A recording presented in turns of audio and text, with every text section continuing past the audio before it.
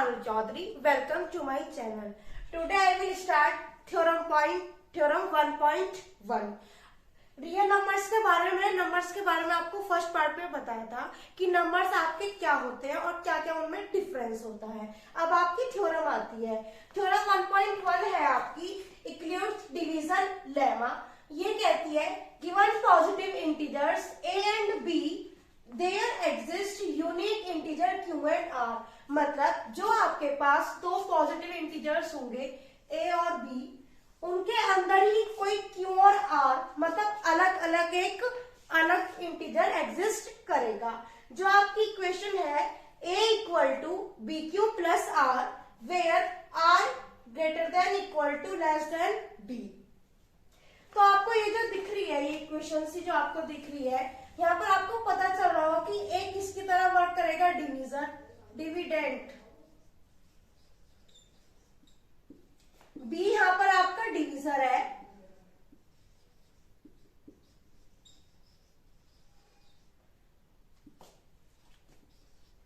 और q क्या है आपका क्वोशिएंट, और r क्या है आपके पास रिमाइंडर।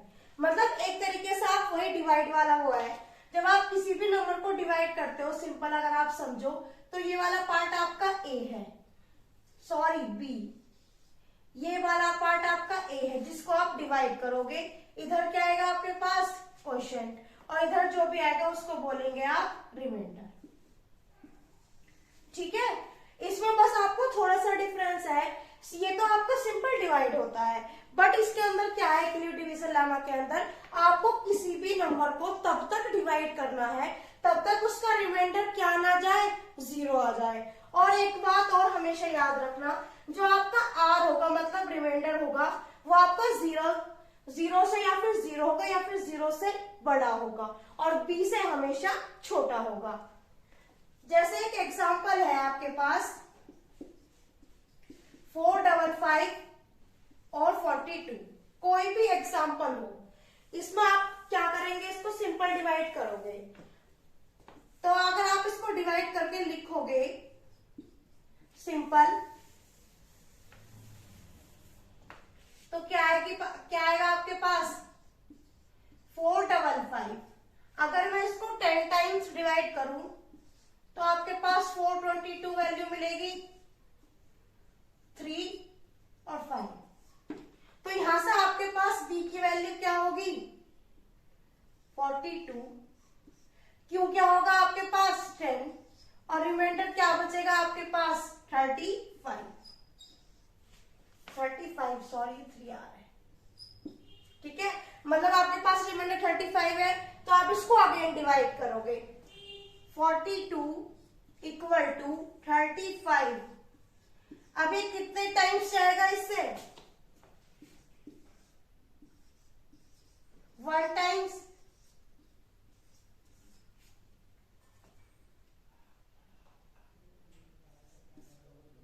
क्या बचेगा आपके पास इसका रिमाइंडर 1,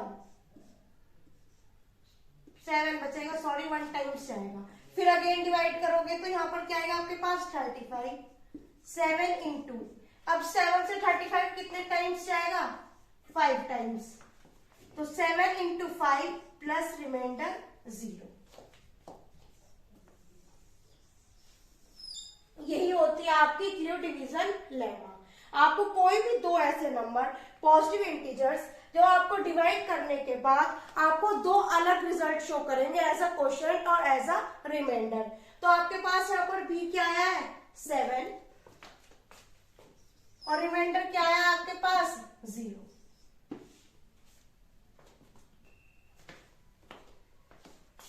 अब आती है आपकी सेकंड थ्योरम 1.2।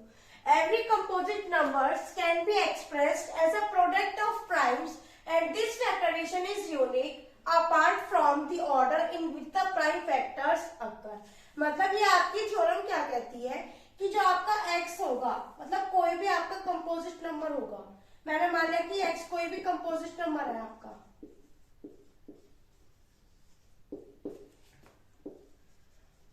कंपोजिट नंबर आपके कौन से होते हैं, जिनके 2 से ज्यादा फैक्टर होते हैं। तो तब आप इसको फैक्टराइज करोगे, इसके P1, P2, P3, up to Pn, ये इसके क्या हो गए, प्राइम प्रोडक्ट हो गए। जिसमें भी मतलब आपने जिस फैक्टर्स में ये आपका टूटा है, तो ये जो आपका P1 होगा वो हमेशा P2 से या तो इक्वल होगा या उससे छोटा होगा। यही आपकी थ्योरम कहती है। जैसे मैंने कोई भी एग्जांपल ले लिया 20, जब आप इसको फैक्टराइज करोगे 20 को, तो आपके पास फैक्टर मिलेंगे 2 इंटू 5, 2 इंटू 2, पहले भी 2 इंटू 2, उसके बाद 5, तो 2 इंटू 2 इंटू 5, तो ये इसके क्या हो गए, फैक्टर्स हो गए। और 2 क्या है, एक प्राइम नंबर है, तो बोला है ना can be expressed as a product of primes, तो 2 और 5 दोनों ही क्या है, आपके प्राइम नंबर है। यही आपकी थ्योरम कहती है। और फिर ये जो लिखा है the order in which the prime factors occur, मतलब जब आपको फैक्टराइज करोगे तो आप सबसे पहला फैक्टर बोलोगे, सबसे छोटा फैक्टर होगा जब वो जो उस नंबर को आपको डिवाइड करेगा।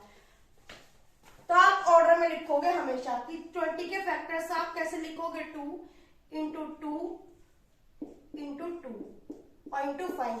आप ऐसे नहीं सकते कि पहले 5 इंटू 2 इंटू 2 करके लिख दिया, क्योंकि ये कह रहा है कि विद द प्राइम फैक्टर आपको ऑर्डर में ही लिखना है। और ये भी बात याद रखना, जो P1 होगा वो हमेशा या तो P2 के बराबर होगा या P2 से छोटा होगा। ऐसे ही P2 और P3 के लिए कंडीशन है, ठीक है।